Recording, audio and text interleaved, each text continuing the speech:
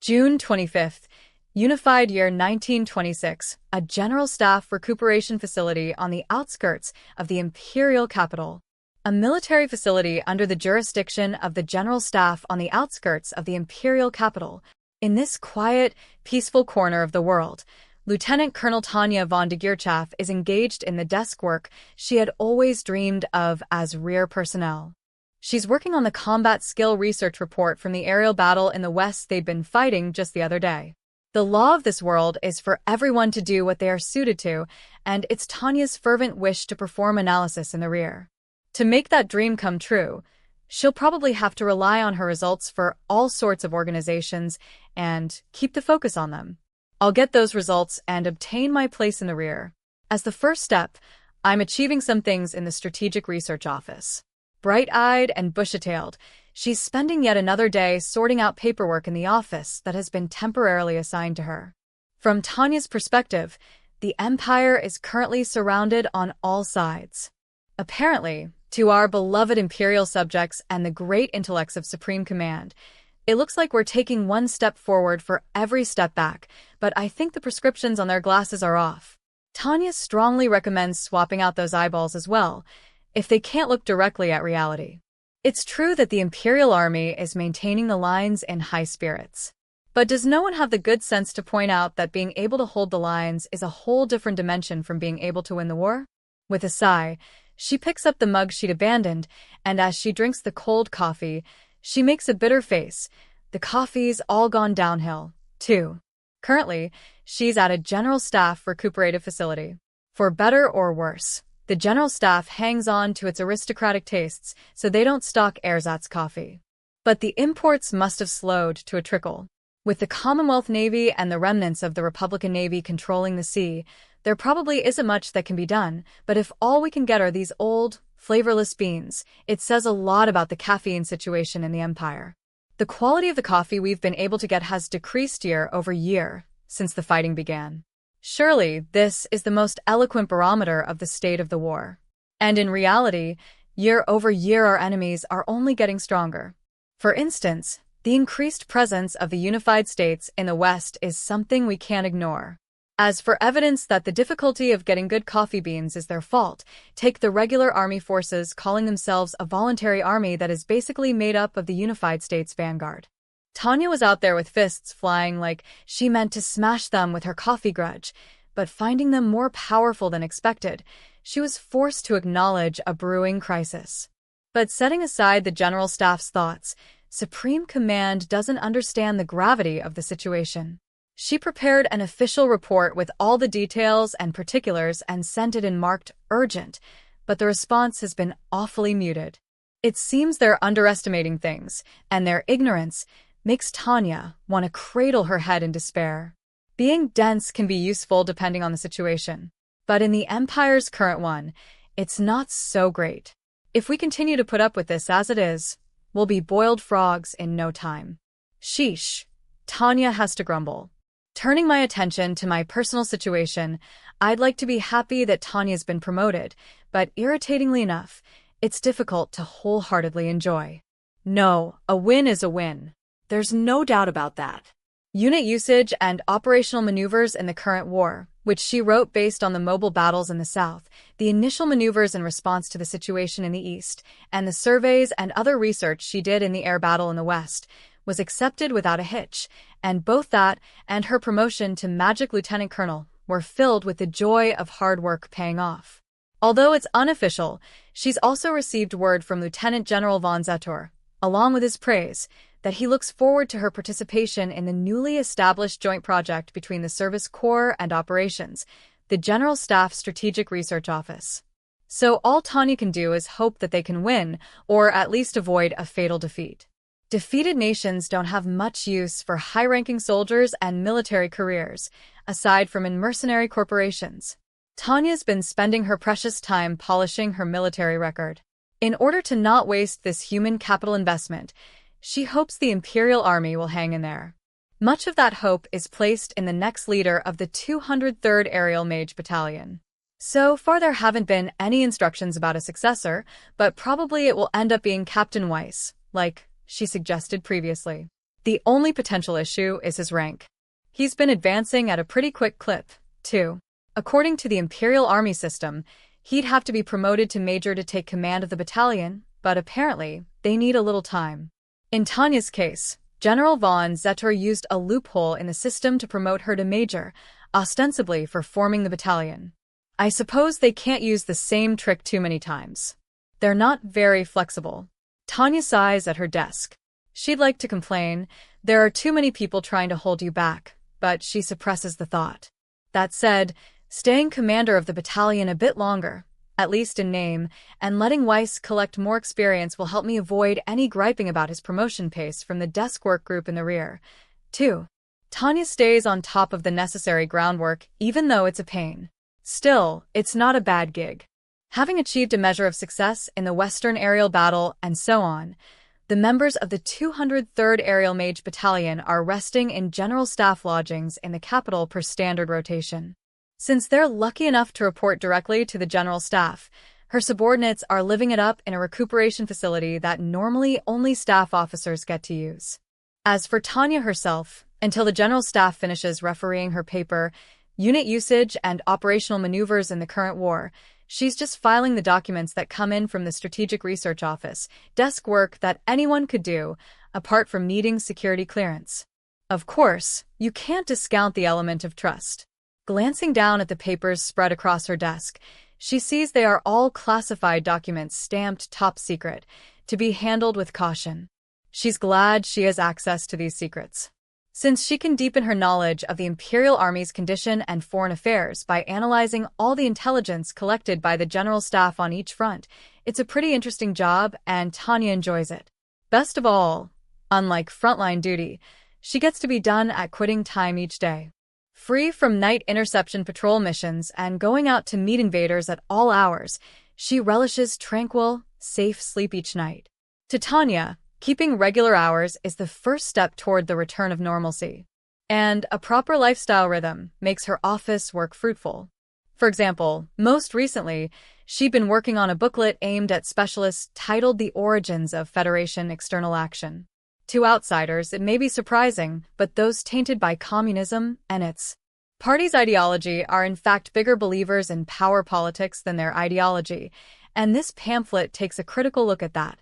I didn't have very high hopes for it, since given the subject matter, I figured only experts or people in diplomacy would look at it if that, but apparently, it's had a great reception from all sorts of people, including within the Imperial Army. Tanya is relieved that it seems her work is being properly acknowledged. She may be confident in her desk work and analysis abilities, but it's great to be able to rack up accomplishments. Yes, I intend to do desk work for the rest of my life. The law of this world really is for everyone to do what they are suited to. Every organization should prioritize talent management. After returning from the Western battle lines, this is really almost like a vacation, but Tanya looks steadily through the documents as part of her voluntary service, although she's thinking all along that if failure is unavoidable, she can save up her assets in preparation for a worst-case scenario and consider defection. But it should probably be said, the lines are apparently managing to hang in there. Luckily, according to reports from the front, analysis of the attrition ratio bears out that they're in a very good situation, overwhelmingly superior, even. Said ratio is being maintained at 7-1. And I may add, this statistic is being measured according to rigorous standards, nothing like those of the absurdly inflated, sloppy Formosa air battle, 17 reports. General Staff officers are going there in person, and before worrying about our own attrition, they're estimating enemy losses by speaking with prisoners and counting actual corpses. Even if soldiers grow on trees in the Federation, this rate of attrition has to be a heavy blow. So Tanya trusts that if the current situation continues, victory isn't unachievable and they won't lose. If there's anything to worry about, it's the Unified States, the world's biggest weapon stockpile, attacking from behind. Fortunately or unfortunately, Imperial industry has a good relationship with Unified States industry despite being rivals in certain cutting-edge fields. It would be great if their industrial sector opposed the war, but in a military-industrial complex, industry doesn't have as much influence on politics as the world at large tends to think. On top of that, while the idea that the munitions industry makes bank during a war is a partial misunderstanding. The truth of it needs to be confronted. Specifically, the problem is that even if the corporation as a whole is running a huge deficit, individual employees and their clients in the military will make bank. Just the thought that they need to anticipate such people trying to incite participation in the war is enough to make Tanya gloomy. The Empire has the fight against the Federation in the East as well as the confrontation in the West with the Commonwealth, which it hasn't managed to soundly solve yet. The Unified States boasts industrial productivity worthy of being called an arsenal. It joining on the enemy side when the Empire already has two fronts open would entail despair, and only despair. The Empire's foreign policy task is to peacefully soothe the states before its industry shifts into a wartime posture even if the diplomatic effort takes a lot of kowtowing. I'd like to suggest that we do whatever it takes to appease public opinion there, and buy time till it all breaks down. After all, the Unified States is naturally a democracy. Democratic countries go to war only when they're really angry. In other words, if we make the Unified States mad, that's it. Conversely, as long as we don't anger voters, we can avoid a war. She intends to make an argument regarding the Empire's strategic diplomacy with that as her main point in her next paper, but as she's taking her notes, she's interrupted by an unexpected visitor. Colonel von de Geerchaff, may I? Sure, come on in, Captain Weiss. Captain Weiss has essentially been put in command of the combat unit as of a few days ago.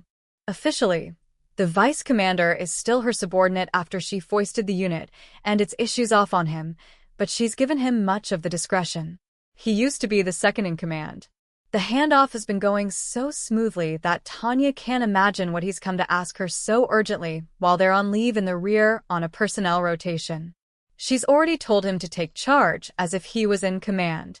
Tanya openly explained to the general staff that she was going to leave command up to her subordinate during their recuperation and reorganization period as part of his education. They approved it, so in a way it was an official trial period. Tanya hasn't spared any pains to get him recognized early on as her successor, so really, what is he here to see me about? Sorry to bother you, Colonel. I came with a request. For me? I'll certainly cooperate in whatever way I can. Or, are you here to tell me not to poach any of your men? Lieutenant Serebryakov is my adjutant, but I don't plan on pulling anyone else out of the battalion. Not to brag, but the 203rd Aerial Mage Battalion is an elite unit. Tanya built it that way. With their combat experience, they're seasoned vets with nothing to be ashamed of as direct reports to the general staff. Surely, they'll continue to fight with all their elite bravery. And as far as Tanya knows, the internal conflicts or antagonism that tend to be the biggest problems in units such as this one are virtually non-existent. In a nutshell, it's a very cozy battalion. Colonel von de Geerchaff, I'm very grateful for all your kindness. But although my request is related to that, it's something quite different. So then, what is it? It can't be that you want the instructor unit to teach, can it? I guarantee you're skilled enough. Weiss is early in his career, yet an old hand with the rare experience in the Imperial Army of having fought on every front. And although he's been under Tanya, his experience running the unit is the real deal. He bows with a thank you, but as far as she can tell from his expression, he was trying to bring up something difficult and couldn't find the words. So Tanya, as a good boss, takes it upon herself to face up to her subordinates' worries with sincerity. Tanya is generous enough to help if she can. When the trust is there, that is. As a boss, there are some subordinates who are worth any amount of your time, and some who aren't worth even 1 second. The former are those promising talents like Weiss, who think for themselves but still ask for advice. The latter are the idiots who make calls on their own without even reading what's in the handbook. You're too kind. You're an outstanding vice commander. So, what is it? Therefore, Tanya von de Geerchaff, who takes a liking to her subordinates based solely on their functionality, can be affectionate with them. Of course, it's kindness in the sense that she's not fool enough to shoot down her capable subordinates' fantastic ideas. But it's true that she's kinder than you would expect. Knowing that, Weiss finally makes up his mind to speak. Please have the 203rd be a part of your camp group. All of us in the battalion wish to continue serving under you.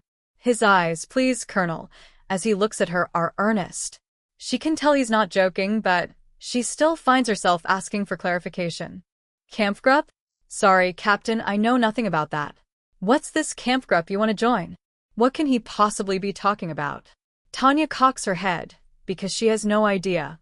She's supposed to be assigned to the Strategic Research Office in the rear. She's honored that they're volunteering to fight under her. But Tanya has no intention of going to the front lines, and she doesn't see leading a Kampfgruppe anywhere on her horizon. Even if they volunteer, all she can do is say, sorry, but I don't understand.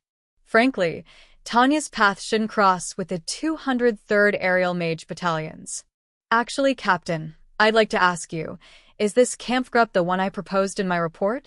The General Staff is still reading that paper, and it was just one of many suggestions. Are you sure you're not misunderstanding something? Don't worry, Colonel. I won't leak it. Tanya's stance is to thoroughly deny it, but Weiss is apparently convinced she's being strict about maintaining confidentiality. By the time he is nodding and saying, I'm a soldier, too, you know, Colonel. I don't mean to be impertinent, but I can imagine the sort of position you're in. Tanya is at a loss for words.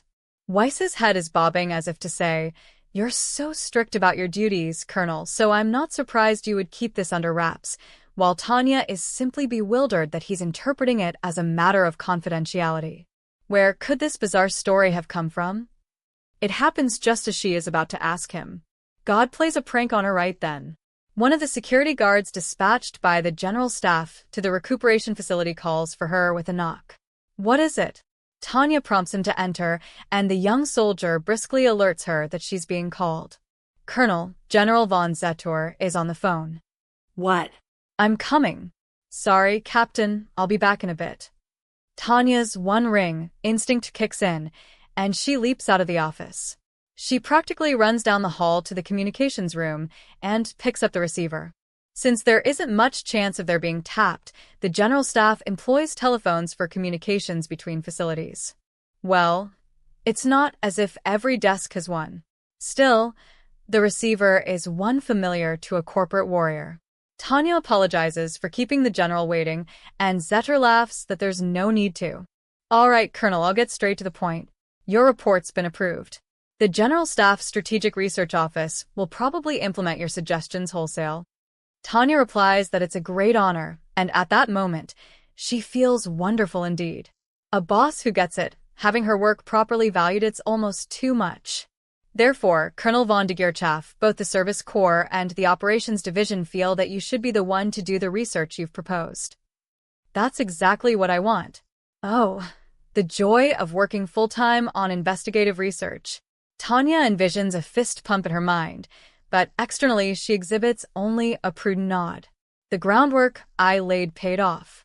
This is only an unofficial notice, but the General Staff has approved of you working full-time on investigative research.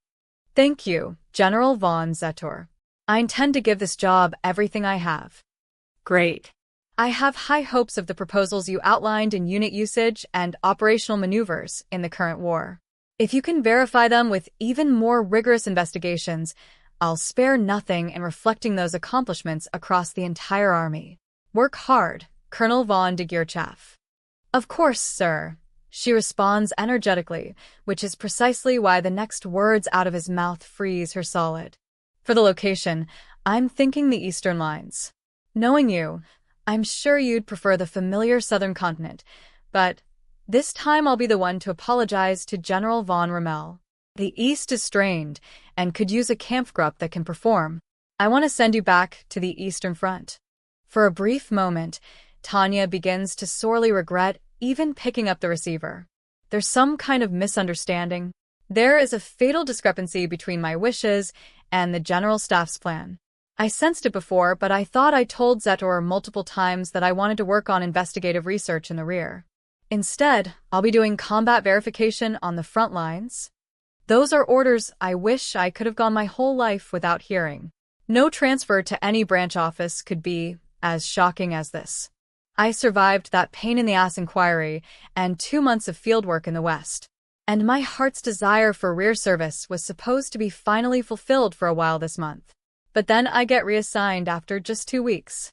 Do you mean to tell me the General Staff doesn't know why personnel prohibits abrupt changes in orders? A rage she mustn't put into words wells up inside her. Even Tanya has a hard time controlling it.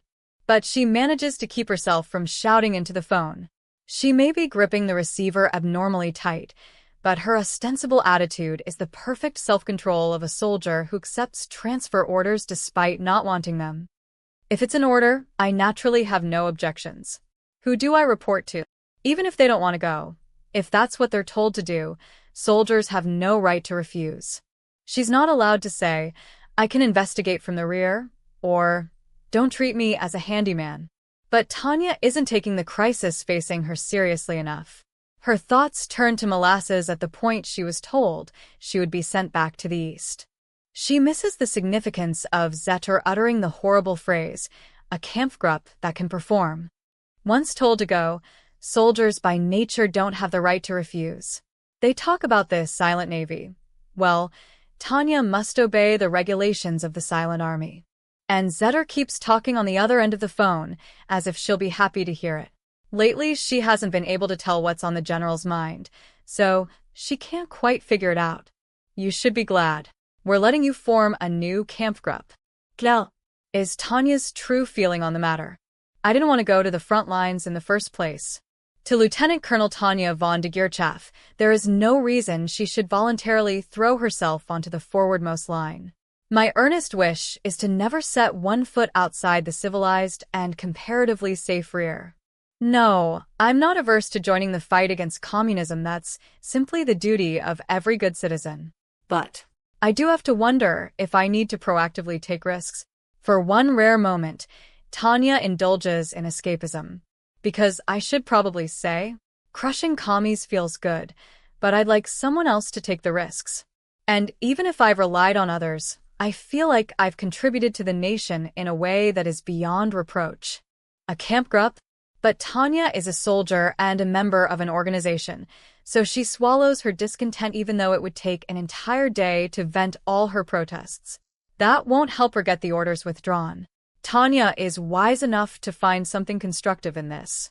For the moment, couldn't forming a new Kampfgruppe be an excuse to buy time? Remembering what happened when she formed her battalion, Tanya manages to be optimistic. yes. We're going to let you implement the Kampfgruppe doctrine you proposed in your report in the field. Show us results. As long as you make appropriate use of the unit, I'll respect your discretion as much as possible. Oh, That's when Tanya understood the cause of the discrepancy. Zetor let her play around in the West for 2 months, not because he was going to reassign her to the rear, but to have her lay the groundwork for performing investigative research in combat. And then Tanya proposed that the Empire should form Kampfgruppen in her paper, Unit Usage and Operational Maneuvers in the Current War. It was full of lessons about how effectively forces could be used based on Germany's World War II precedent for integrated operation. Well, that must have made Lieutenant Generals von Zetor and von Rudersdorf happy. What an excellent pair. They must have found the proposal so wonderful, they got it into their heads to run and experiment in live combat. Damn you. If this was going to happen, maybe I should have turned the report in later. Whoever said it's no use crying over spilled milk sure knew what they were talking about. Tanya sincerely regrets her relative inattention lately and difficulty reading Zetor's intentions. Next time I want to do better. We're making your old crew, the 203rd Aerial Mage Battalion, the key unit. This goes without saying then, but we're not taking them away from you, so no need to worry about that. We're giving you a measure of discretion in personnel choices for the Infantry Battalion and Artillery Company, as well. I'll send over candidates later, along with your official orders. Well, I understand what Captain Weiss was talking about now, Tanya thinks with a look of comprehension on her face, as she acknowledges what Zetor is saying. If I have to be stationed on the front lines, then being able to use my group of competent veterans is welcome news. If the higher-ups are being considered in that way, well, it means I'm receiving consideration. I suppose I should be grateful. For now, though, I need to figure out how sensible they are. If you don't mind my asking, what's the formation period? How many months do I have? Sorry, Colonel. I'd like to explain, but per regulations, I can't over the phone. I'll be straight with you. I must inform you, I can't get you any time. And I can't accept any arguments, objections, or complaints. I hope you understand. Tanya replies that there's nothing she can do if it's confidential, but then freezes upon hearing what Zetor says next. 5 days. Yes, the sound reaching her ears petrifies her, if just for a moment. She can't understand. She doesn't want to understand. So naturally, the urge to try never rises. Huh? I beg your pardon, General von Zetor, but what did you just say? I said, 5 days. I'm really leaning on your skill here. Form the unit in the capital within 5 days and be in the Eastern Military District within 5 more. When we get the Kampfgruppe on the front will depend on the conditions on the lines, but we're planning on somewhere about 3 weeks from now at the latest, around July 16th. She thought for a moment she had misheard, but when she asked him to repeat himself, the answer didn't change. Behold, the rare sight of rusted silver in shock. Well, whether someone would be happy to see that or not is a delicate issue that depends on their humanity. It's probably not very fun for anyone to interpret the psyche of a monster in shock. In any case, the difficulty of the task has shaken Tanya violently. 5 days. Only 5 days. And then to be sent into combat 3 weeks from now, what are they smoking? But, at the latest, must mean that getting sent into frontline service almost immediately upon arrival is also a possibility. In that case, we could literally be in combat in 10 days. That's practically no time. To round them up, ship them out, and get them into battle in a few short days is a virtually impossible standard. No matter how you look at them, these orders are completely and utterly unreasonable. Anyone getting them would doubt their ears. They would have to. She is sure that any officer in the Imperial Army would react the way she is. General, if this is what you're ordering, I'll do everything I can, but there's no way we'll make it on time. This isn't just difficult. It's impossible. You could say that her implicit request that the orders be withdrawn is a peaceful protest. Let's set aside the question of whether or not she is really being told to build a Kampfgruppe for combat on the forwardmost line. What Tanya wants to ask is exceedingly simple. How am I even supposed to form this new type of unit? Colonel, I realize I'm asking the impossible, but you yourself wrote that Kampfgruppen are formed in an ad hoc way, and it would be desirable to do some investigative research into their swift formation. I want to know how fast the General Staff can put together units during wartime. Of course, since I know it's unreasonable, I'll treat this as an experiment and go a bit easy on you. Just do whatever it takes to get it done. Unfortunately, however, Zetor's response over the phone to the counterargument Tanya was clinging to is a military order that brooks no misunderstanding. After all, the military is the most strictly hierarchical organization in the world. It's great that you don't have to listen to your subordinates' complaints, but when an order comes down from the top, there's no room for your opinions, either. It's easy to be the one giving the orders, but as the one having to swallow my sarcasm and protests, I want to cry. The restriction of freedom makes me want to scream. This is why military states are so arg. The only good thing you can say is that it's better than the commies. That said, Tanya is already bracing herself. She has to carry out her duty under the given conditions. If that's the case, then instead of crying, let's get to work with positivity. If you have to do something you don't want to do, it's much more constructive to get it over with. Your establishment ceremony will be 6 days from now. It's a completely new unit. Congratulations, this will be the first Kampfgruppe reporting directly to the General Staff. Zetor continues, saying the new unit, with the 203rd Aerial Mage Battalion as its core, will be borrowing units from other areas. In other words, the General Staff will select appropriate units, which makes Tanya feel a bit more at ease. Tanya indicates her understanding, and Zetor says he nearly forgot something and informs her in an administrative tone. The code name is Salamander. So you'll be commanding the Salamander Kampfgruppe. Officially, it's called the Experimental Kampfgruppe under the General Staff, but that's boring, so we decided on a code name. That's certainly a dramatic name, and associated with the element of fire. It sounds strong. Tanya replies that she is pleased with the brave-sounding name, but what she's thinking about is the combination of that name plus the short amount of time. Is this some irony of history? For some reason, the words "People's Fighter Plane" come to mind. And the bad feeling she has turns out to be right on. Exactly. I trust you, but we really do need some results. Your troops are the only veterans. Everyone else is newbies with a little bit thicker skin. Make it happen. She doesn't even have time to yes, sir. Having apparently said everything he wanted to say, Zetter just hangs up. For a few moments, Tanya stands there holding the receiver, wishing she could despair, but instead employs her iron spirit to confirm what she needs to do. If there's no time, she needs to start now, which means she doesn't have a moment to spare.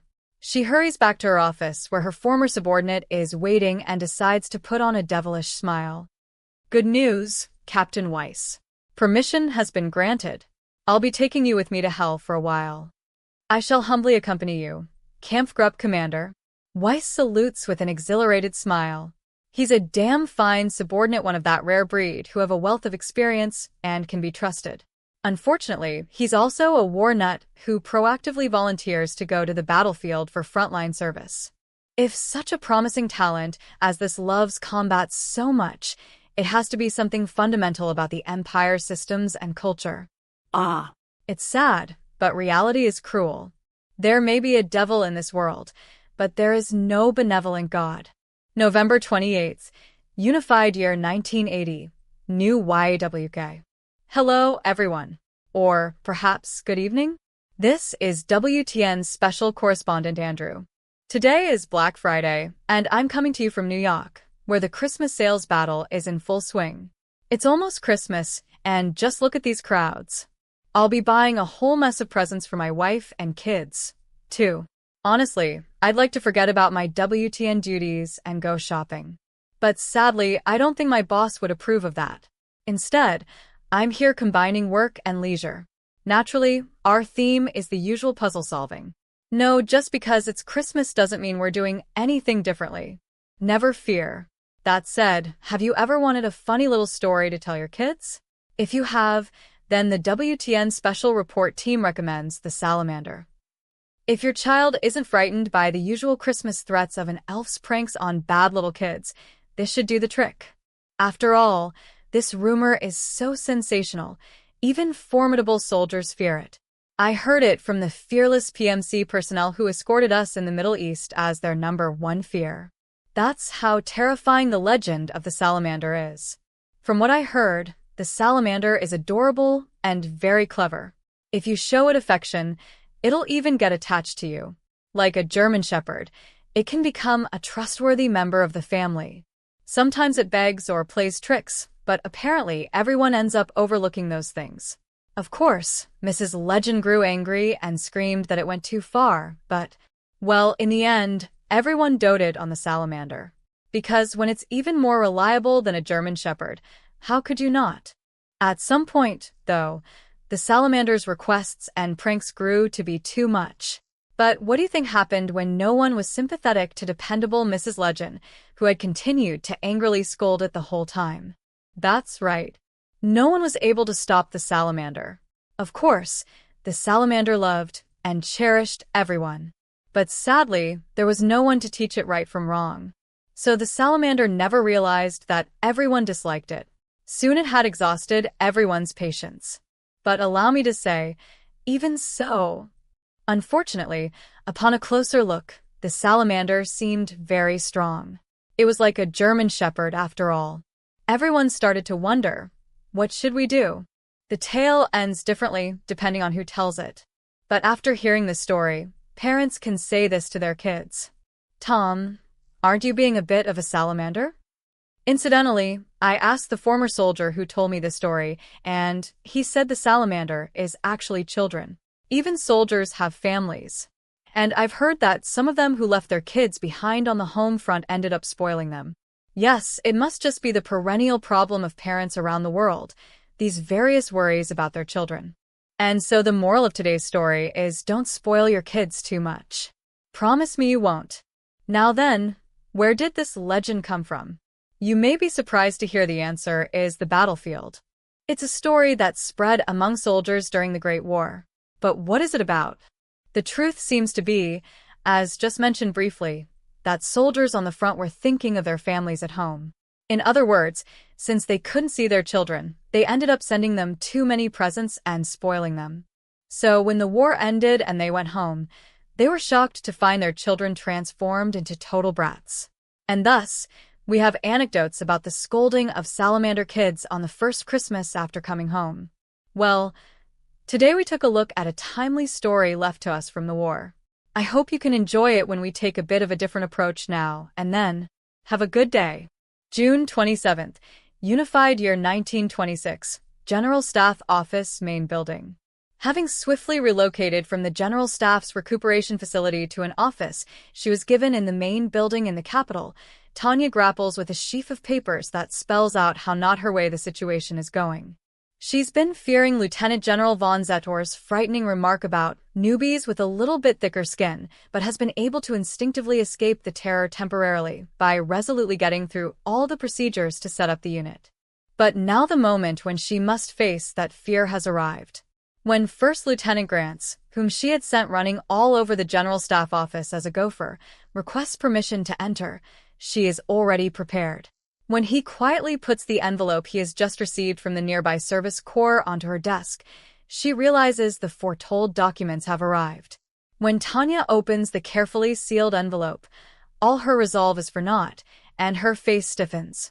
For a moment, her white porcelain-like fingers tremble, and she stares at the list as if it's her sworn enemy. What Grants delivered was the list of units the General Staff had on hand and the personnel they could offer Tanya, which she had requested out of anxiety. Considering how scared she was of Zettor's remark about thick-skinned newbies, she had braced herself for an awful allotment of troops. Well, she thought she had braced herself. But when she actually takes a look, her readiness scatters to the wind. Of all the things they could have given us, we get a newly formed 2nd Reserve Infantry Battalion with no combat experience and a company of replacement artillery, she murmurs in a shaking voice. Am I misreading it? She stares down at the document, but the letters she sees don't change. She's just barely able to control herself because Grants is still standing by, but if she had her way, she would have ripped the list to shreds and hurled it into the waste paper basket. We compromised on an armored unit, we compromised, but this is the newbie infantry battalion they give me? As far as she was told, the plan was to give the Salamander Kampfgruppe, with the 203rd Aerial Mage Battalion as its key unit, a unit of infantry that could handle field engineer missions plus a company of supporting artillery. And despite being newly formed, they would be allotted an armored company. Apparently, she has no choice in the matter. But it's pretty awful to be getting a newly formed pile of amateurs. As someone about to be flung into the East, notorious as a fierce fighting ground, she would like to protest. Even Grants and the others she'd taken care of on the Rhine were trained before getting thrown in. But these guys nowadays are drilled so quickly, forced culturing still seems too mild a metaphor. This is not a joke. She has an opinion or two, but having been told the war is bearing down on them, she has no choice but to accept things as they are. That's why she at least wanted decent infantry, but from the document, it seems like that's out of the question. Still, everything has limits, including how much one can tolerate. The list in her hands is so awful that Tanya's graceful features warp as if she's been suddenly struck with a headache. This isn't funny. Infantry and artillery we can't even use for war. I'm not even sure we could use them as shields. Have the General Staff officers mistaken me for some kind of recycling factory? Grant stands stiffly at attention next to her as she explodes, and his face twitches. Well, it's no wonder. That's just how bad things are. It's unclear whether this new unit will be of any use. On top of that, its core firepower, the replacement artillery, has ridiculously outdated guns. They probably scraped the bottom of the barrel for these guys. Well, it's better than a completely new unit, but I'm still anxious about their gear and ability. Having thought that far, she can't find any point in thinking further. She judges that anything more would just be griping. I thought bankers were the ones who had to do legwork, she mutters to herself as she stands up. But since she has no choice, she sets off to tough out the legwork of consulting with the General Staff about personnel. I never thought I'd have to do this sort of thing in the army, she laments internally as she, accompanied by stiff-faced Grants, makes a raid on the General Staff Equipment section. She grabs a group leader class major who happens to be there and, while reproaching him for his easygoing work style, protests with a calm demeanor, even as her resolve is unyielding.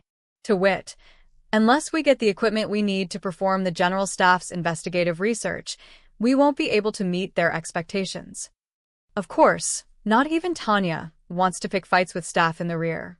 So though she protests, she keeps strict control of herself and doesn't deviate from proper etiquette. At least, not until the group leader says something he shouldn't have. You can say what you like, Colonel, but it's not as if we don't understand the hardship of the front. We always take great pains with our work, so I wish you would appreciate that. We do the best we can to issue equipment according to the quality of the troops. The moment the major spouts that nonsense, relaxing on a sofa, drinking real coffee, Grants, who is standing next to Tanya, when she breathes and, unconsciously takes a step back. Later, he would whisper to the others that she had lost her temper. What a terrific joke I've just heard. It's a bureaucrat's reply, and not from an exhausted bureaucrat but an officer from the rear brimming with energy. Tanya has a smile plastered on her face as a formality, but her tolerance has reached its boiling point. Casting off any semblance of politesse, her face goes expressionless, and she takes a step closer as she opens her mouth in a murderous rage. A battalion with no veterans? If you're saying that's the best you can do, it would make more sense to replace you with a cat. Most of the personnel on the list are either reserves or brand new recruits. The veterans who should be the key members pretty much all fall on the lowest level of the Army's evaluation scale. There are some NCOs who might be worth their salt, but they've only just recovered from their Rhine wounds. Considering their decline in physical strength and how long they've been out of it, she's pretty much at wit's end.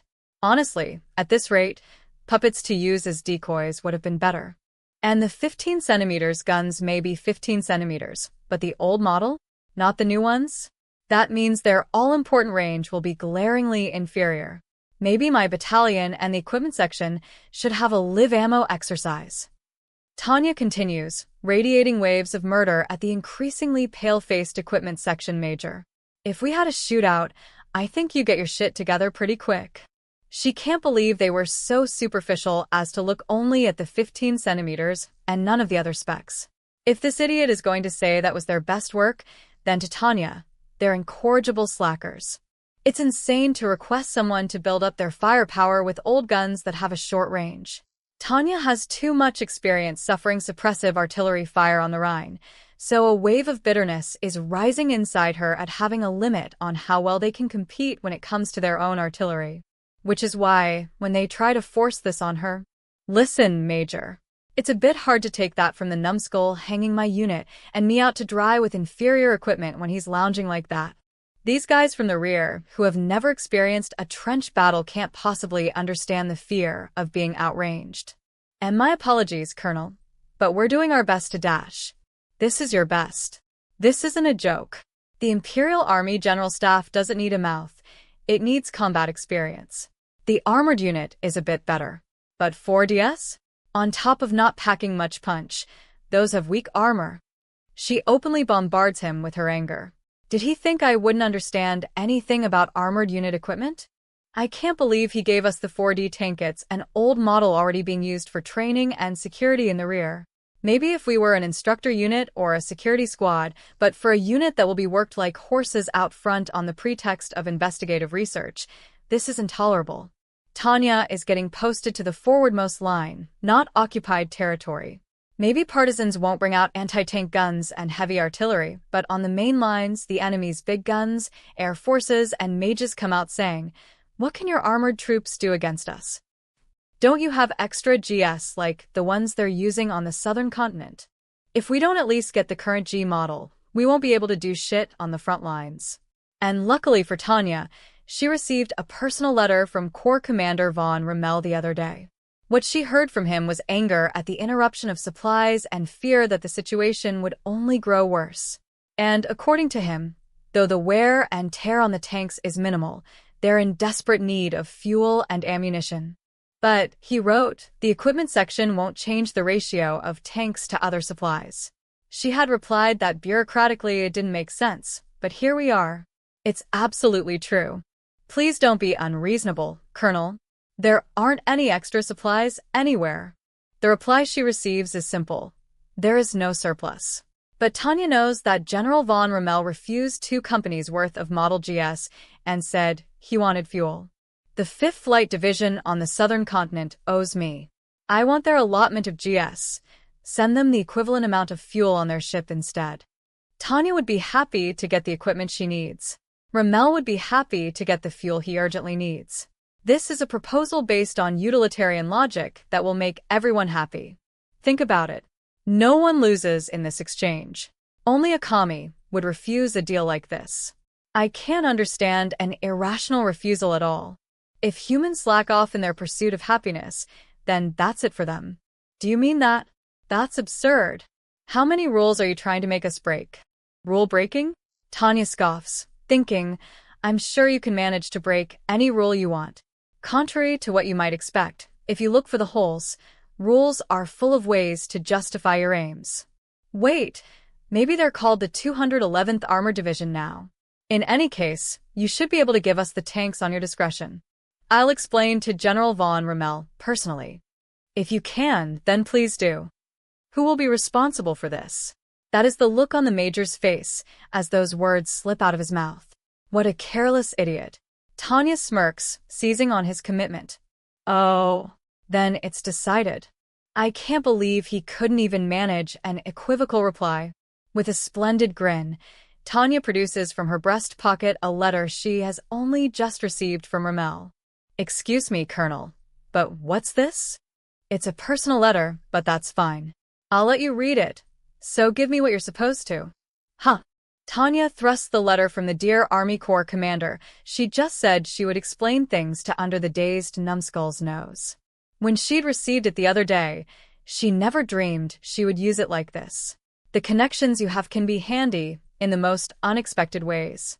Tanya reflects on how human society is ultimately about those connections, thankful for the one she has with General von Rommel. And since the Major doesn't seem to grasp the situation, Tanya is kind enough to read the letter to him. I'll tell you what General von Rommel said. If they won't make it here anyhow, I'd rather you use them. By the way, I propose allotting him some ammunition and fuel. Then she hits the stiffened Major with her trump card. Deputy Director of the Service Corps General von Zetor has approved this idea, but if you have a reason to reject it, I'd like to hear it. Being a little pushy is fine. That's what happens when you do what it takes. Tanya brandishes the draft to which Lieutenant General von Zetor gave tacit approval, and she can see from the equipment section group leader's frozen expression that he's beginning to understand. Okay, let me confirm with you, Major. I'd really appreciate it if you'd understand and respect my request. It's a request for a loan of firepower from the commander of a Kampfgruppe who reports directly to General Staff with support of the Service Corps boss, already agreed to by the Army Corps commander. Oh, of course, on behalf of the equipment section, I can say that we'd like to cooperate as much as possible, but Colonel. But, Colonel? Is something wrong? Tanya asks with her gaze. In response, the equipment section group leader is disappointingly silent. Since he doesn't have a counterargument, Tanya senses she can push him around as long as she watches to make sure he's obeying. Swindling a company of Model GS out of a manager in the bureaucratic equipment section shouldn't be a problem. At least she cleared that hurdle. But then she has a thought. I'm never going to get along with this guy. In that case, maybe it makes sense to treat this as a zero-sum game and get as much as I can out of him. While I'm here, there is only action. After all, asking doesn't cost anything. I'd like to request your assistance regarding the loot we seized from the Republic in the big push in the West. There were tanks, weren't there? Huh? Oh, well, yes. So we should have armored vehicles in reserve, right? I'd like those, too. Since they're just stolen goods anyhow, it's not like the army will use them officially, so it should be possible. Why, you'll have to excuse me, Colonel von de Geerchaff, but you already have infantry and an armored unit. I can't give you additional armored vehicles. Unfortunately for the Major insisting that he can't break the rules, Tanya is versed in all their details. This guy's declaring it can't be done with the bravado of one who just cut off a demon's head. I feel bad for him. Surely counts as improvement. These vehicles are being stored because there is no use for them anyhow, so unless the General Staff has some logical reason to reject her proposal, it should be approved. In that case, they'll run on fuel, so she'll need an additional allotment of supplies, too. This much may be a gamble, but the SD oil fields are in the east, so Tanya expects she'll be able to borrow some from the Eastern Army Group. In a defensive battle, she'll be able to feed her vehicles as much freshly pumped oil as she wants. On that point, unlike the guys on the southern continent, she won't have to worry about fuel. Yeah, the more I think about it, the more sense it makes. Please, don't be ridiculous, Colonel. Fine, I won't ask you to make the improvements. We'll do them ourselves. So please get the armored vehicles out of the warehouse for us. Perhaps it is a bit much to ask the equipment section to perform the repairs, she realizes. If she was told that their job was management and not refurbishment, well, that may be true. She sees the logic of the argument, so she backs down. I guess I'll have to bug the technical arsenal to do a rush job for us, Tanya decides. Luckily for her, she has tons of acquaintances she can't unmake back there. She could tap Shuggle even. He may have that awful habit of praising God, but his skills are legitimate. And if she insists to her connections in the instructor unit that it's a self-propelled gun experiment, she can expect them to cover the costs of the improvements, too. So she extends a hand and urges the Major to give up the goods. But that's crazy. No, I insist on taking them. With all due respect, Colonel, it's just. But for some reason, this guy doesn't seem to get it. Even though Tanya is speaking humbly to him, he's gotten stubborn and keeps repeating, I can't. So Tanya gives a slight nod and gets to the point. Major, let's be blunt. Is it ja or neen? June 28th, Unified Year 1926, General Staff Office, Service Corps Deputy Director's Office. It was common to find subordinates coming in with a petition immediately after orders were issued. Any officer working in the General Staff undoubtedly had experienced a subordinate come crying to them that they didn't have enough troops. But this time, even Lieutenant General von Zetor couldn't understand his visitor's request. More accurately, perhaps you could say that though he understood the request itself, it was practically the most brazen one he had ever received, one that defied comprehension. I want a replacement mage company, he murmured, stunned. As long as his eyes were malfunctioning, no matter how he read it, the form was a request for a whole new mage company. There was no room for misunderstanding there. There were no errors in the composition, and the document was formatted perfectly. Slowly placing it on his desk, Zetor, who lately sensed his fatigue building up, raised his head. Before his eyes, standing at attention, were Lieutenant Colonel von de Geerchaff and a woman wearing the first lieutenant insignia. Colonel von de Geerchaff brought the other one with her, so she must be, yes, her adjutant Lieutenant Serebryakov. Is this a joke, Colonel von de Geerchaff? Without even thinking, he replied that he couldn't grasp her intentions. After all, the Salamander Camp Group was being formed with the 203rd Aerial Mage Battalion as its key unit. I beg your pardon, General von Zetor, but it is no joke. I've concluded that in order to successfully operate in an integrated way, a company of mages is absolutely critical. Colonel, you already have an augmented battalion. To put it another way, don't you already own a weapon of unparalleled strength?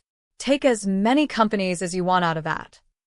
With that augmented battalion alone, the Kampfgruppe had the strength of a regiment's or brigade's worth of mages.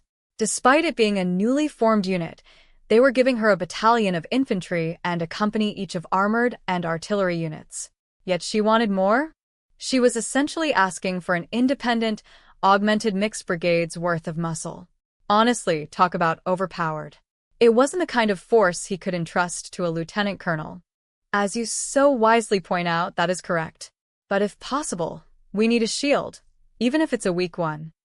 But she didn't even seem to react to his bothered tone. As far as he could tell, she seemed genuinely convinced that the company was necessary. He couldn't believe the gall it must take to request that a company of mages be squeezed out from somewhere at this stage in the war. Don't be ridiculous. You said I could. Certainly, he said he would be somewhat forgiving. But this? No, if she really needed it, he would consider it, but she already had the 203rd Aerial Mage Battalion and Augmented Battalion. He'd had a hard enough time quieting the voices requesting companies for operations that were desperate for mages. Most of the usable mage units are on the front lines. The reason the Augmented Battalion was kept at full head count and the reason they'd been able to enjoy a rest in the capital was that despite going too far and being a handful, their achievements were simply that significant. That was also why they were so in demand on the front lines. This goes without saying, but I need you to understand that despite the rapid increase in mage units, commanders on the front lines are still complaining they don't have enough personnel. Is it really that serious? Circumstances have changed since the 203rd Aerial Mage Battalion was formed. We're hopelessly low on mages. The eastern and western fronts are practically competing for them. Anyone with an aptitude is already assigned to a front, and the rest haven't completed their education yet. Frankly, the mages they'd been able to cultivate were only a drop in the bucket of what they needed. The Mage Battalion of the Salamander Camp Group was already augmented with an extra company, so giving them another was... How much more of an impossible thing could you ask for? The army has already absorbed most everyone with any magic ability. Zetor grumbled in his head about the first place, with a glance at Degirchaf. Even if she was an extreme example, the army had been aggressively working to take in anyone with aptitude to expand their magic forces. The Empire simply didn't have a surplus of mages. Perhaps other countries had the option to conscript groups of talent that were yet untapped, but the Empire had already done that, so it was suffering a shortage of personnel. Well, maybe there were some undiscovered talents in the next generation, but it would take time for them to grow up. Degirchaf, before him with her poker face, was certainly an exception. Somehow, he didn't think there could be that many damaged kids in the Empire like this young teen back from the battlefield. And actually, regardless of how he felt about it as a soldier, personally, the idea of interacting with them was terrifying. But, General, I need them. Explain why in a bit more detail. General, it's the relationship between the hammer and the anvil. I can't swing the hammer of the 203rd Aerial Mage Battalion if the anvil is weak. Plus. The battalion has been trained for and is used to operating as 4 companies together. Please think about it. Aha. Zetor understood what Degirchaf was trying to say. She wanted to strengthen her hammer, the 203rd Aerial Mage Battalion. It could still be termed a selfish request, but the battalion probably was trained to work together in 4 companies, exactly as she said. I understand, but hold on. It's not that I don't have any ideas. It's just... Yes, General. There were some mages who weren't called up because the army wasn't sure if they were usable. They had also turned up the heat to raise a few out of season. If they scrounged those together, they could form a company. Even if it was impossible to get their hands on those, there were other mage candidates who hadn't made the cut. They could probably manage to get a company out of those. If that was all, then pulling from that group wouldn't be impossible. Sorry, but these are less like soldiers and more like chicks. I'm telling you, they're barely out of the shell. I could give them to you, but wouldn't they just be in your way? This time I won't ask for anything fancy. As long as they're mages, I'll take them. But apparently, she would use whatever she could. She was both an advocate for and manifestation of that philosophy. Before she had lived even 10 years, she had leaped into the army and was spending her life on the battlefield. Perhaps no one had the luxury of the right to be sane in this crazy world. Normalcy was an extravagance they would have to enjoy after the war.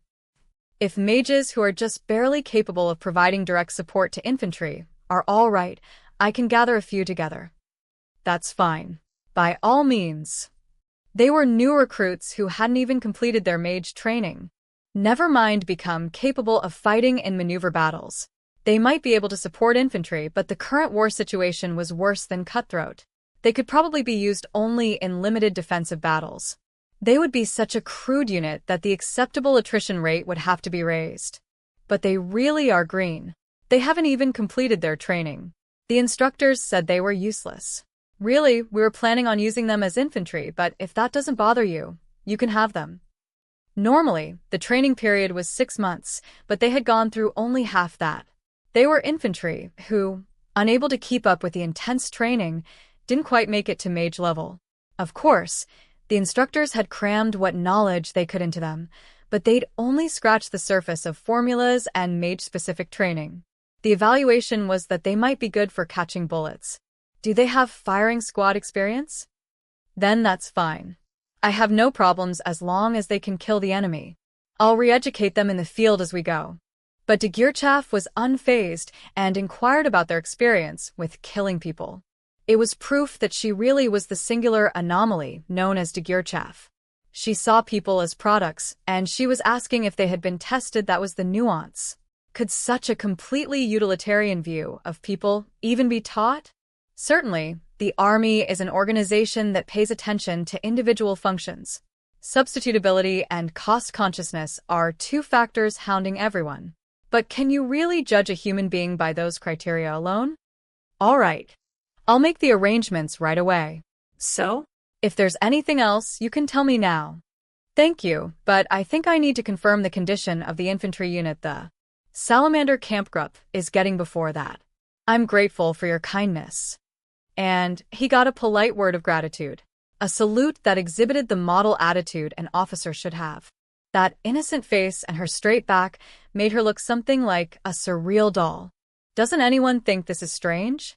When an officer learns their superior is back from an inspection in a violent rage, all they can do is pray the storm doesn't hit them. That day, the officers of the Empire's most experienced and much decorated unit, the 203rd Aerial Mage Battalion, received terrifying word from First Lieutenant Serebryakov that the one superior they feared was in a mood like a hurricane. What fool played with fire on top of a powder magazine? It was with this lament that the officers of the battalion, in an effort to avoid setting off even the slightest spark, soberly went about finishing a thorough, perfectly synchronized inspection of their gear. Having prepared for the worst, they could rest easy knowing there were no flaws. The murderous Lieutenant Colonel von Degirchav could reprimand them for when she came crashing into their temporary garrison. They mentally applauded Serebryakov for slickly sending word ahead. Colonel von Degirchav usually saluted mechanically with an expressionless face, so if she was overtly displaying her emotions, something serious was going on. Degirchav's wrath. Those with good intuition escaped to training. As if unable to fathom being anywhere nearby, First Lieutenant Grants and his company came up with the idea of a long-range, low-altitude, decentralized raid exercise. It was a strenuous flight that involved concealing themselves and suppressing their mana signals to the greatest extent possible. Normally, even members of the 203rd Aerial Mage Battalion would balk at such difficult training, but that day it was hugely popular. The ones who could flee were blessed indeed. But the ones who couldn't, the duty personnel and Captain Weiss, had no choice but to enter the tiger's den despite the foreboding mood. Stealing a glance at their superior, Weiss wholeheartedly bemoaned their situation. They're useless. I either want to retrain them immediately or shoot them all dead. The colonel must have been fantasizing about executions. Perhaps unconsciously, she actually said aloud that she wanted to shoot someone, and her hand reached for the pistol at her hip. If she were a little girl reaching for her purse, it would have made for a pretty picture, but when her petite hand was unconsciously reaching for a firearm, all the scene inspired was fear. What in the world happened, ma'am? He didn't want to ask, but if he didn't, things were liable to get worse. He knew it was a landmine, but he cautiously spoke up thinking that he would recommend Grants, the sole defector, as the Kampfgruppe commander's adjutant. Disobedience and insubordination. Unbelievable. Someone disobeyed you, Colonel? But her furious response blew every other thought out of his head. Disobedience and insubordination? Degirchav was such a stickler for regulations that it was hard for Weiss to believe. But judging from her face, beet red with rage, something must have happened.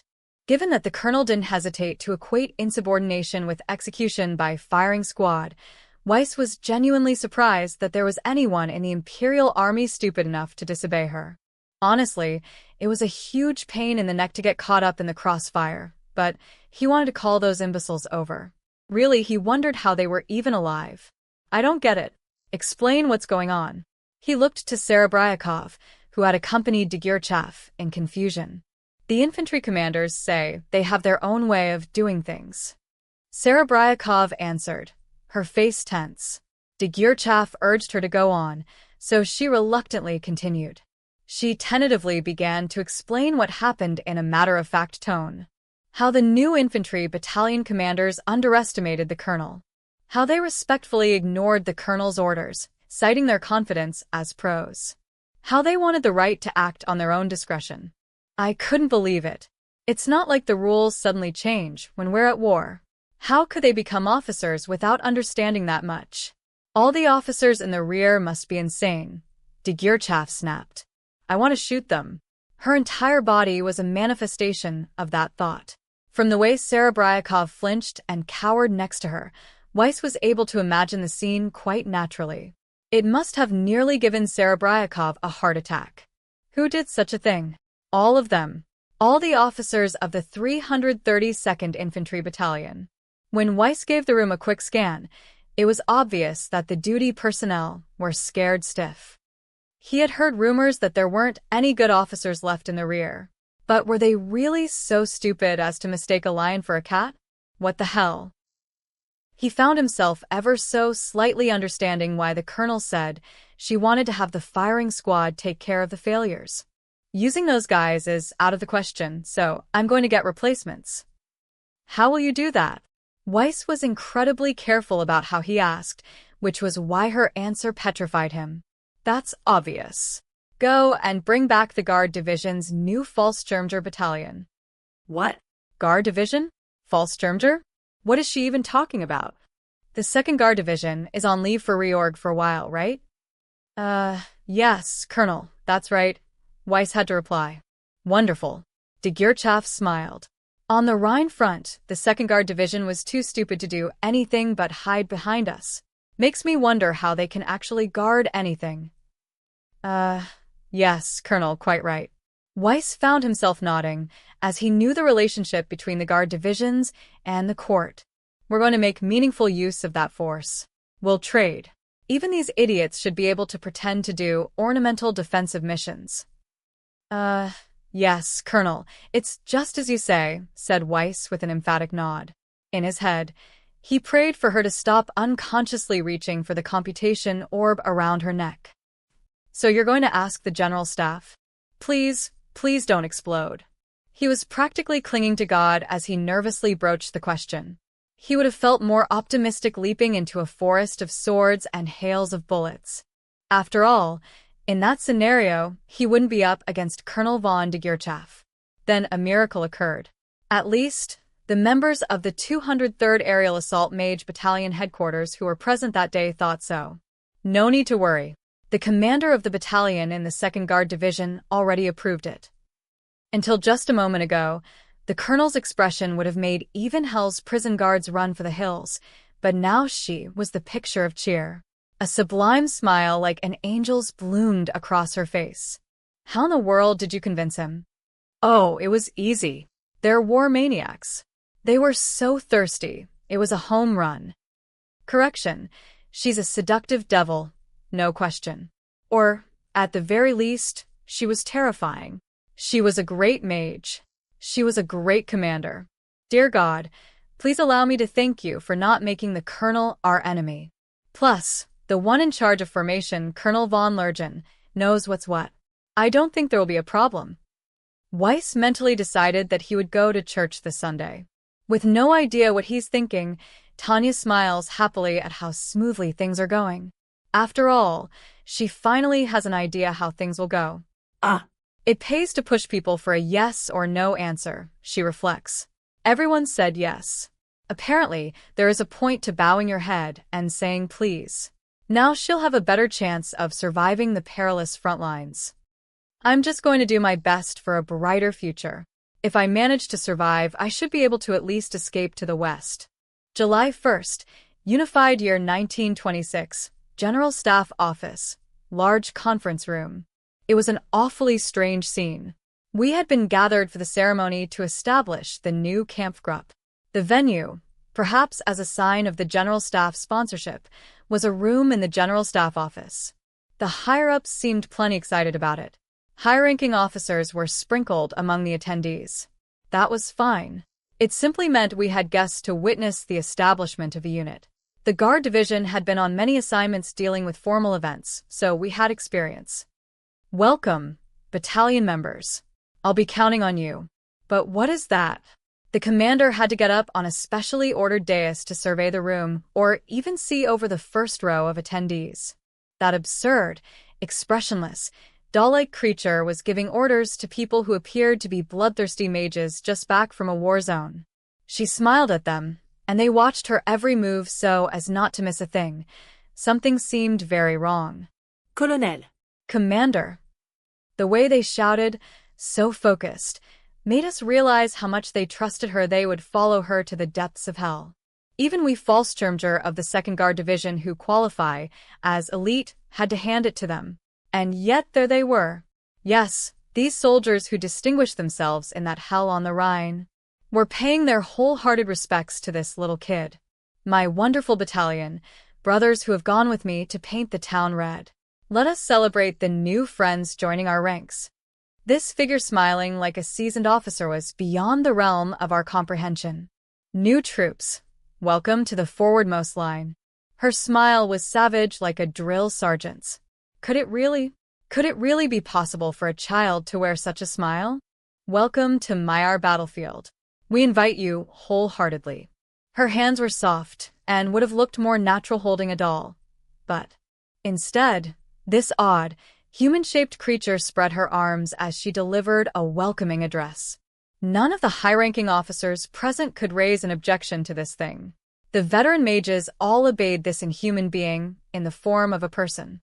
Not that we should wonder why our war-freak battalion commander would go along with this. We should have come prepared. We should have known that Warnut had fallen under her spell. There are only 2 things I expect from you. It was almost like we had heard this before somewhere. Don't get in my battalion's way. Keep up. That is all. And then the colonel smiled. Or, at least, we suppose that must be what she thought a smile was. Whoever said, a smile is by nature a hostile action was right. Smiling is, without a doubt, the act of baring your fangs. It's an unmistakable threat. July 2nd, Unified Year 1926, General Staff Office, Service Corps Deputy Director's Office.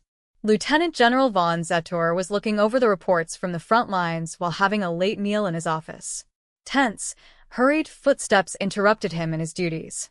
When he looked up and saw his subordinate standing there, he was confused for a moment. It was the promising talent Colonel von Lergen. The Service Corps and operations in the General Staff had fought over him, and Zetor himself thought highly of the man. When he flew furiously into his office, Zetor furrowed his brow slightly and asked, "What is it?" General von Zetor. Are you really putting Colonel von de Geerchaf in charge of a Kampfgruppe? The question was cleared up the moment Lergen opened his mouth. For better or worse, he was one of the Army's sensible officers. To put it another way, he was someone who was apprehensive of de Geerchaf's more over-the-top actions. During the inquiry, he had defended de Geerchaf's conduct, but ultimately he thought she would inevitably ruin them. Therefore, he didn't trust her. And his fears were well-founded. As was known both in and outside the General Staff, even Zetor, who valued her so highly, originally had the same worries as Lergen. But to him, such concerns were already meaningless. In order to win, he was prepared to swallow any pill, no matter how bitter. This was war. They couldn't be picky about their methods. Zetor had decided that even if the side effects were agonizing, they could regret it as much as they wanted after winning the war. "What I'd like to know," said Zetor, "is where you heard about this, Colonel von Lergen. How did you gain access to this info from operations? It should be confidential even within the Service Corps." "General, forgive me for saying so, but Colonel von de Geerchaf has already gone too far. I've just received a report that she's co-opted a battalion from the 2nd Guard Division garrisoned in the capital with the excuse that it's necessary for her investigative research for the General Staff." Spittle flew from his mouth. He was so furious. Apparently, he had caught wind of the Kampfgruppe's formation via an incident that affected his own department. Well, I guess he's as outstanding as always, thought Zetor with a sigh. But that must be Colonel von de Geerchaf's way of appropriately handling things. In the Army, Appropriate use essentially meant exploiting everything available. Though he had said a measure of discretion, this did happen directly after he told her they would give it to her. He realized they were lucky she hadn't co-opted weapons.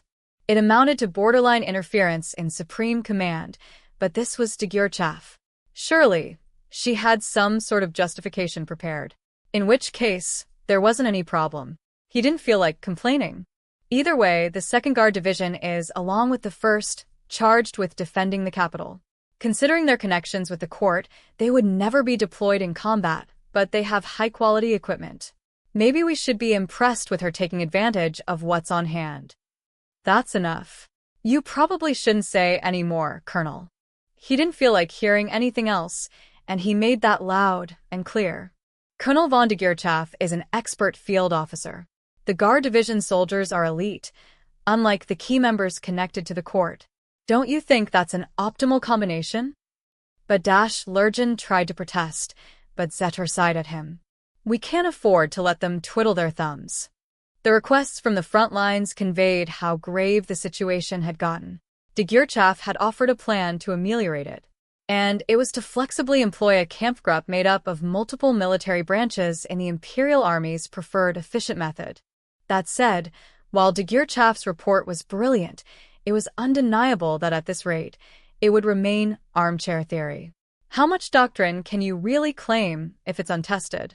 In order to actually verify its practicality in combat and mitigate the difficulties on the front lines, it's hard to avoid employing the unit in a test, and the only way to do it is to put the one who came up with the idea in charge. You understand that, right? Zetor asked with his eyes, and Lurjan was left speechless. It was true. It was common understanding that there were virtually no magic officers who were also such outstanding commanders. No, you could say they simply didn't exist. And Degurchav was essentially the only one who could use the General Staff's firefighting team, the 203rd Aerial Mage Battalion, to its full potential. If the battalion built up by that great commander was going to be the core of the new Kampfgruppe, then ultimately its commander would have to be Degurchav. Since that's the case, I've decided that now is the time to deploy it on the front lines. Colonel von Lurjan, I don't think a staff officer of your caliber would require any more explanation than that, but what do you say? I humbly thank you for your kindness and the quite undeserved praise. But if that's how you feel, then please forgive me for offering you my opinion. You should at least station Colonel von Degurchav and her Kampfgruppe on the southern continent. We can't hold out down there anymore. General von Rommel has been fighting for almost a year, but we can't get dragged into a material war. The Southern Continent Expeditionary Army Corps had been dispatched as a way to gently shake up the status quo of the fight. Zetor made the choice to send them unwillingly. It was for political purposes. They were managing to achieve continual tactical victories, but as expected, the reports that came in said they were struggling against the enemy's material strength. The Commonwealth was propping up the Republicans substantially, and the insincere neutral stance of the Empire's dear ally, the Kingdom of Ildoa, was incredibly fishy. And on top of that, due to the frequent raids on the transport fleet by the Commonwealth Navy and Marine Mages, the supply situation of the thinly spread expeditionary forces had gone from beyond pitiable to nearly disastrous. General von Rommel was an expert in maneuver warfare, but with a fundamental force imbalance, there was little hope that he would be able to counteract strategic inferiority with tactical victories. As they had already achieved their initial objective of creating a distraction, the idea of committing more troops at this point could be met only with confusion. But we can shore up the material disparity. Wouldn't that be the place for Degurchav to shine, as you believe she will? Couldn't she take on the Commonwealth Marine Mages? For a time, I'm sure she could, but it would only be a drop in the bucket. The fundamental quantities of material being committed were too different. All Zetor could do was make a face like he'd been sucking lemons and lament the shamefulness of the Imperial Army. Multiple reports are saying that material is being supplied directly to the Commonwealth Army and the remnants of the Republican Army, the Free Republic, was it? From an unconfirmed source. It was exactly as they had feared. He wanted to cry, is Degurchav a devil? Just as her report had predicted, Massive amounts of United States-made military goods were flowing into the southern continent via the Commonwealth as camouflage. And apparently they were coming from the United States directly. What's worse, they were purposely doing the deals with private enterprises and transporting things on ships of neutral nationality. Even if the Empire wanted to sink them, the ships were from a third country. Or that one. Sinking or inspection could invite the United States into the war. At least, that's what de Guercheff's paper from so long ago claimed. Her assertion that the executives of the United States were hoping the Imperial Army would do just that actually had a high probability of being true. Colonel von Lergen. We know due to a curious leak that a certain country is sending material directly to the southern continent. The leak was made on purpose. Basically, someone from either the Commonwealth or the United States with a perverted interest in provoking an Imperial attack on United States ships was kind enough to tip them off. The only way to avoid a conflict would be to bomb the port of discharge. But on the southern continent, even that would be difficult. It would have to be a raid from high altitude. Given the slim chances of hitting their target, the only way to do it would be to carpet bomb the area. The Imperial Air Fleet was already fully engaged on the western and eastern fronts. Under the circumstances, concentrating the necessary amount of bombers on the southern continent was impossible. And they were likewise strapped for mages. It would be too hard to pull a whole unit off the main lines. Thus, currently they had no move to make. There's a leak regarding that country's assistance. Apparently, the amount of supplies flowing in is undeniably huge. Vexingly, we have no way to stop it. The United States is sending supplies to the southern continent directly. We know they have troops working with the Commonwealth forces, but direct support to a combat zone wasn't Congress's policy to be a neutral third party. The president seems to have taken a different stance. Apparently, the good ladies and gentlemen of the United States considered their country to be neutral. And it was an utter pain in the ass, but they even wanted to continue normal trade relations with the Empire. If that was all, Zetor winced. If that was all, they would surely be desirable trading partners. But the President of the United States seemed to be of a different mind than the voters. What will you do? Our empire may be great, but we have our hands full with the Federation and the Commonwealth. I want to avoid starting anything else. Ultimately, if they had no way to mitigate harm, getting involved would be too costly.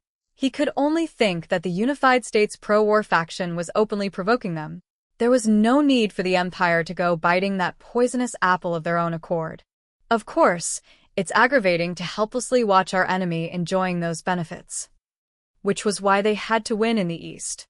If that could be achieved, nothing was off-limits. All that mattered was whether it would benefit the Empire or not. Everything had to be considered accordingly. That's how it is, Colonel. To win, we need to get results in the East. So, I'm going to have de Guercheff wreak havoc on the eastern lines. Midway through the Great War, a serious conflict arose within the Imperial Army General Staff regarding overall war policy. General von Zetor, who had led their efforts on the Rhine front overall, and his followers made up the Western faction. They advocated a bloodletting strategy, draining the enemy over time until it died. On the other hand, the Eastern faction, made up primarily of people involved in the Eastern Army, prioritized the Eastern Front. They advocated a decisive strategy to end the war quickly with encirclement and annihilation. The Western factions strongly condemned the idea of a decisive battle as too risky. Zetor, especially, who was an adherent of attritional containment doctrine, wanted to avoid large-scale offensives. Trench warfare had taught them the merit of decentralized advances and encirclement tactics, but he was extremely skeptical of going on an offensive while their enemy held the advantage. Meanwhile, the Eastern faction proposed their strategy on the premise that the Federation would have numerical superiority. Under that assumption, the Western faction's proposed plan had to be deemed unrealistic. What they set their sights on next was an attract and annihilate strategy employing their mobility along interior lines. It was an application of a method proposed by Zetor, who had encircled and annihilated the bloodied and weakened Republican army at the end of the First Battle on the Rhine. The Eastern faction focused on the mobile aspects and saw the tantalizing prospect of an encirclement. While the attritional containment doctrine endlessly piled up corpses, the decisive battle doctrine would limit losses by ending everything in one victory. The Eastern faction used that logic to rebel against the passivity of the mainstream General Staff faction. It ended up that they would test their theory in an operation on the Eastern Front against the Federation Army that had broken through Imperial lines after the initial sneak attack.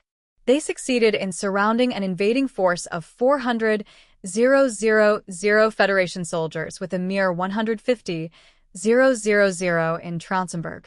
Compared to the Imperial losses of 10,500, the Federation lost 150,000, 90,000 of which were taken prisoner.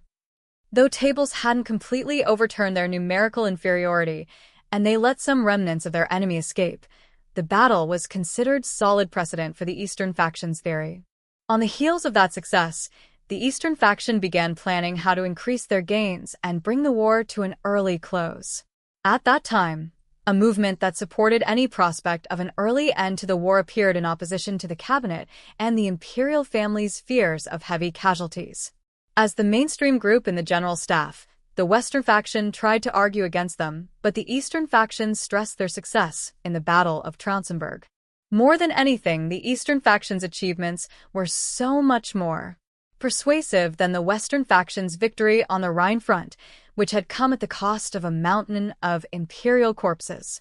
Thus, the General Staff proposed and carried out a single plan. It was called Operation Lakeside. The idea was to push up the front lines via a major offensive. It was emphatically criticized from several quarters for being high risk, high return, but in the end, they bulldozed the opposition and pushed it through. It was ordered as Order Number 41. Thus, the Imperial Army's great offensive in the East became known as Operation Number 41, or colloquially as Operation Lakeside. The Imperial Army General Staff's Order Number 41 was top secret. It was delivered by officers themselves. Defensive combat in the Federation was nearing its end. We had already destroyed the Federation's reserves at Traunsberg. The situation was fluid, but the Federation's surplus forces were drying up, and it had practically lost the advantage it had seized in the initial sneak attack. Amid these circumstances, the Imperial Army was tasked with seizing the initiative as soon as weather and ground conditions improved. The objective was to thoroughly annihilate the remaining forces the Federation Army had been holding on to and, to the extent possible, incapacitate their critical field army. In order to accomplish that, it first sent its main forces into the main operation in the east. Then, in order to defend their expanded lines, a mobile corps was formed. The general plan was to mop up the enemies on the front and take the road and supply base along the former forwardmost line. The top priority, however, was to take out the remaining enemy forces. And at the very bottom, there was a comment that said, "Troops, our counterattack is soon at hand." July 8th, Unified Year 1926, Federation Capital MOSKVA. Large subterranean meeting room. Everyone present was clearly depressed. All they needed to do was propose a single constructive idea, but they were useless failures worried only about what Comrade General Secretary Joseph thought. How utterly pathetic, lamented Mr. Loria, who was working diligently for the people, the nation, and the party on that day as well. He had a dream. He would spare no effort in making it come true. His efforts were so great, he could boast that he was the hardest-working technocrat in all the Federation. And it was because of that ambition that he felt young. Or rather, it was precisely because he had a dream that life was worth living. What's the difference between a lazy oaf who doesn't know what they desire and someone in the laggery? 18. With that on his mind, Loria got down to work for the time being. To sum up the report, Comrade General Secretary, the Imperial Army is concentrating a large force in the region of the eastern border. It seems that, as you thought, they will launch a counteroffensive soon. Come to think of it, the Federation was too inefficient. Bureaucracy was already spreading, and regrettably, not a single system functioned in a simple way. He could understand very well why Comrade General Secretary was irritated. Thanks. Now then, comrades, that's our situation. What do you think?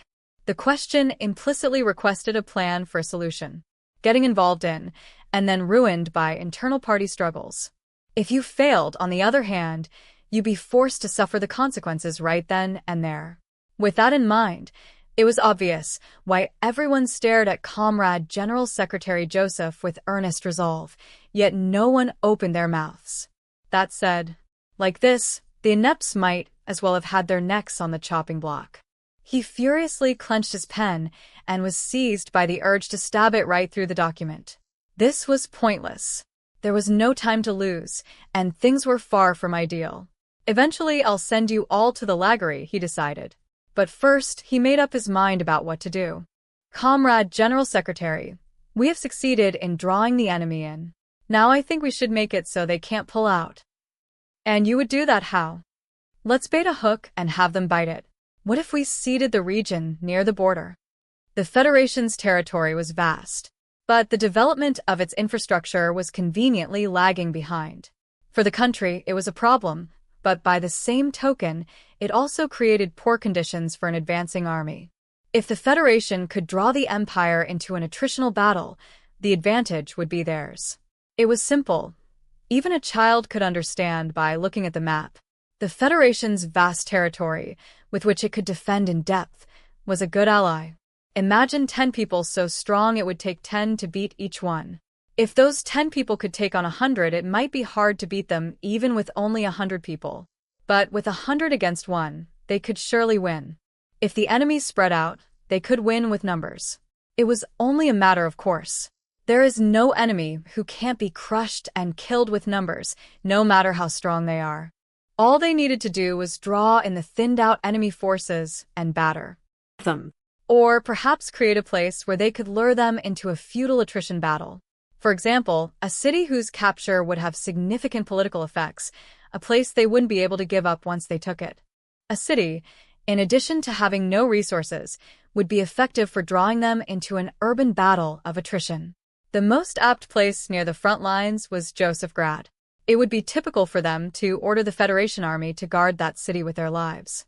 And if the Imperial army captured the city, they would probably never let it go, especially if our propaganda kept saying that we would take it back. And regardless of what would happen if the Federation challenged the Empire's mobile army to a field battle, in a battle of attrition, the Federation's numerical advantage would take effect. In other words, dropping back for the Federation army would mean securing strategic depth. The Imperial army might get space, but the Federation army would get time to reorganize. Comrade Loria, say what you will, but that puts the Federation's honor at stake. Are you seriously saying we should give land to the Empire under the direction of our great commander, Comrade General Secretary? But the responses came from idiots who made his head hurt. If you looked, you could see how they flaunted their allegiance. It disgusted him to be contested by those imbeciles who were capable only of blind following. Shut up. Comrade General Secretary, may I please continue?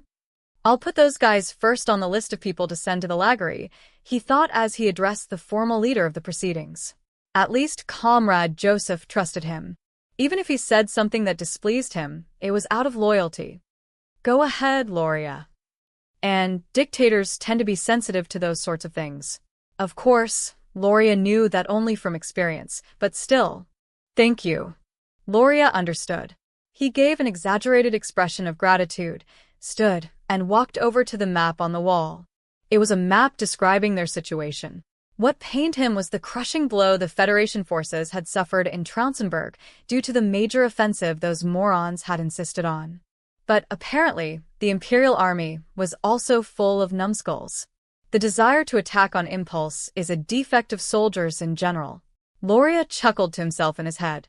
They didn't understand the nature of invading enemy territory. Cutting to the chase, if we retreat, we can force the Imperial army into a battle of attrition. Furthermore, only by retreating can we force them into urban combat in a number of strategically important points. There were some factories and the transportation network in the region to consider, but the chaos of an urban battle was optimal for the Federation right now. Combat in cities would take place on a fairly large scale. For the Federation army, which was qualitatively inferior to the Imperial army, that held a rather important meaning. This is my personal opinion, but I don't see any reason we should have to fight in the ring our opponents feel at home in. We want the opposite. It's in the tight quarters of urban combat that we can use the advantage of our numbers. Loria would guarantee that an urban battle was the optimal place if you wanted freshly conscripted troops to fight halfway decently. Or rather, it could be said that he had no other ideas how to wage an actual war with the Empire. He had some of his political officers on the front lines reporting both Imperial and Federation losses. The ratios were never better than 1 to 5. But the scale of the Federation army was overwhelming. When it came to slugging it out in a city, organized combat, and mobile battles, all those disciplined actions the Imperial army specialized in would be of only limited use. With the pure gaze of a mathematician, Loria calculated for their victory. If we can get our attrition ratios even slightly more equal, the Empire will be the ones who surrender. If they could lower their losses even slightly, hard math would give the Federation an overwhelming advantage. They could also increase their opponents' losses a little bit. Loria sneered at that point. Soldiers are such obnoxious creatures. They obsess over honor and appearance, plus pride. It's too much. But as long as they keep winning, the importance of the land will grow on its own. Pyrrhus was great because he realized his victory was going to be Pyrrhic and had managed to retreat. Most generals would have been blinded by their success and expanded the lines in pursuit of further results. Naturally, the Imperial army would invade Federation territory to increase their gains. But to do that, it would be forced to engage in battles over cities. Once that happens, they won't be able to retreat even if they want to. Then they would need to reinforce their units to tighten their defenses. Yes, they would be paralyzed. The mobile ones who were so skilled at encirclement tactics would be stuck allotting more and more manpower to defend a fixed position. Then all that's left for us is to swoop in and retake our lost territory. The Federation army would simply employ their numbers to encircle them, and maybe it would be good to send in some spies via a third country to agitate public opinion in the Empire. Then they really wouldn't be able to pull out. Of course, so that we can resist to the last, internal affairs plans to dispatch blocking units behind various units fighting in the city. They also required some live bait to lure them in. He would take anyone who had made anti-Federation remarks, as well as ethnic nationalists and reactionaries, then grind them down to nothing against the Imperial army. Loria spoke matter-of-factly, but internally he felt like bemoaning the silent, trembling party executives and their stupidity. When he looked around, he saw a few horror-stricken faces among them. You people with your fake morals only pretend to be virtuous. There couldn't possibly be a good person here, he wanted to jeer. I'm confident that we'll then be able to crush the Imperials using a wall of civilians we'll force to volunteer for the army and the riffraff from the concentration camps. They would preserve the soldiers who are loyal to the establishment while disposing of potentially dangerous elements at the same time. No, if we put it another way, all the Federation's people will heroically resist the invaders. And it wouldn't be through a purge, but sacrifice for the fatherland. It wasn't someone from the establishment who would perform the purges, but the Imperial army. There was no need for the party to get its hands dirty. Loria was surprised by his own acumen. When their hopes and dreams are the motivator, people exhibit unbelievable strength and abundant creativity.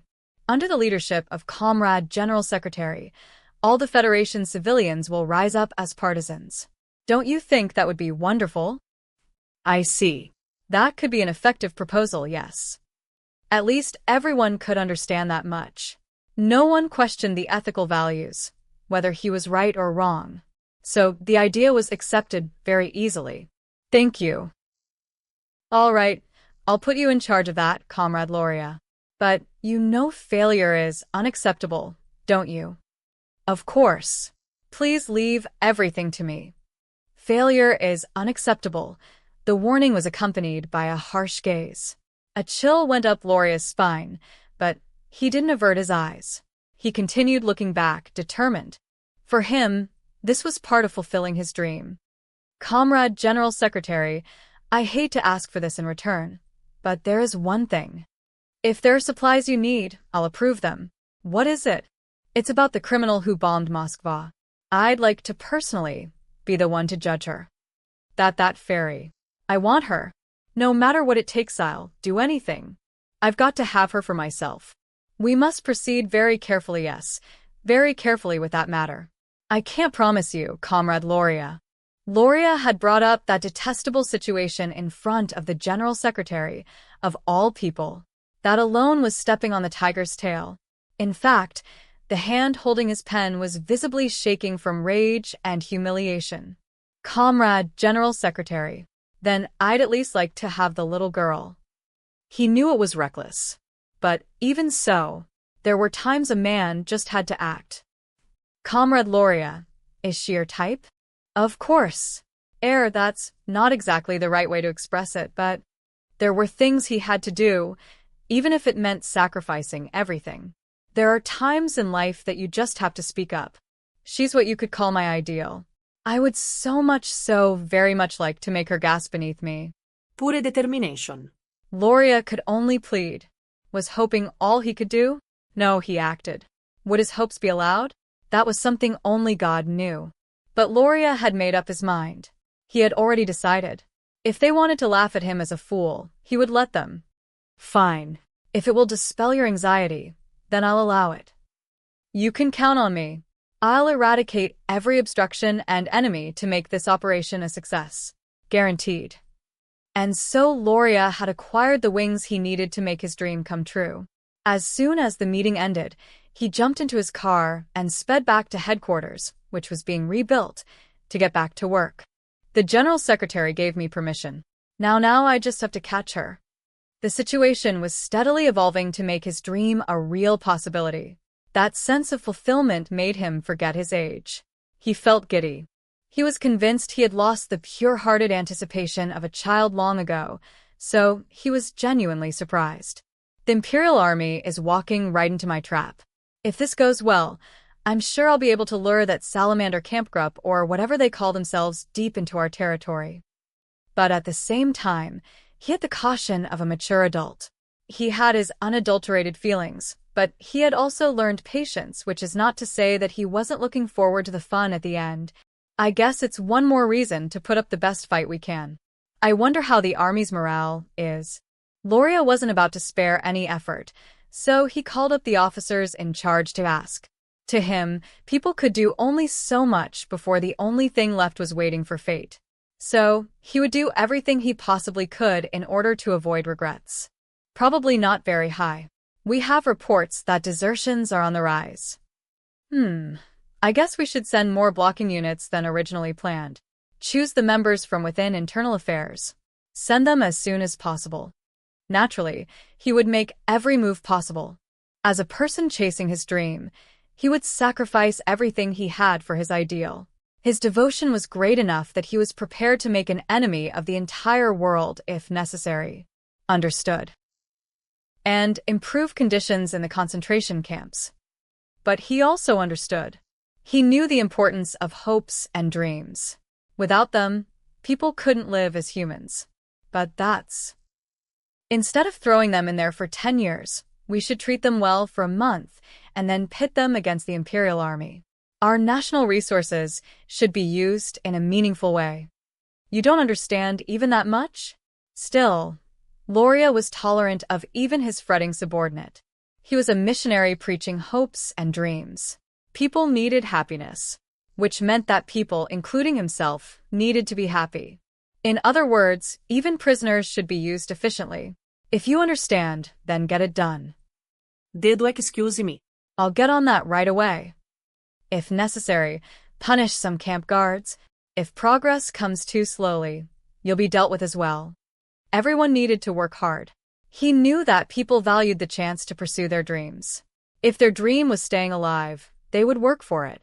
Look, all you need to do is what needs to be done. Remember that. So, troops, please hurry up and show me you can do this, he wished, just barely suppressing his inner conflict. All right, get going. Hurry up and bring that ferry to me. July 18th, Unified Year 1926, the Eastern Lines. Good day, everyone. Do you like clean air and a beautiful night sky? Wouldn't you like to lie down on the earth amid a soft, gentle breeze and watch clouds drifting off into forever? The city is overly mechanized and rigid in its standardization. It has no personality. Let's take a step into the outside world. I'm sure we'll find an abundance of the nature we're meant to return to. Our addiction to machines and over-reliance on cars might make you think walking on the earth is a little crazy. But please remember, our ancestors walked, and so do we. So why not learn from our forebears and take a stroll outside? I apologize. My introductory remarks have gone on for too long. How embarrassing. I am the officer in command of the General Staff's Salamander Kampfgruppe, Lieutenant Colonel Tanya von de Gierchaff. My current job is armed hiking. All I have to do is go on and on, by motorcycle or armored vehicle, across the muddy earth. Our actual mission is to support the flank of the Imperial Eastern Army Group's northern cluster. You could say it's the newly formed Salamander Kampfgruppe's flank patrol mission. Well, I heard our friends in the east beat the invading enemy's reserves in Traunzenberg. The General Staff doesn't imagine they'll show up again now, so let's relax and take it easy. Yep, relax. I don't want to get too involved. To be specific, this should be like a game of ding-dong ditch, so we can always just run away.